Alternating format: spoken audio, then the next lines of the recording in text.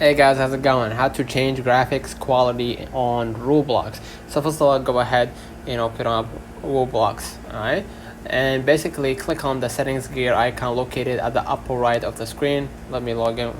Let me go to the official website and log in with my account. Okay. Basically after I log in, I'm gonna be able to access that account. Okay. I'm gonna wait for a few moments right here. Alright. And basically continue to browser, click the settings gear located at the top right, click the settings, right, and then in the settings menu find the graphic quality, right. Maybe you'll find it somewhere here.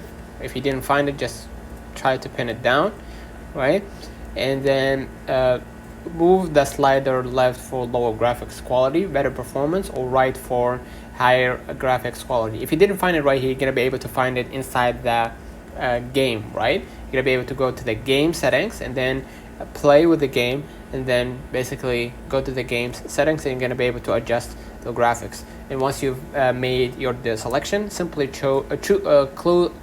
simply close the settings menu. Your graphics quality will adjust immediately. Enjoy your game. Let me know in the comments if this video helped you. Don't forget to like and subscribe, and thank you for watching.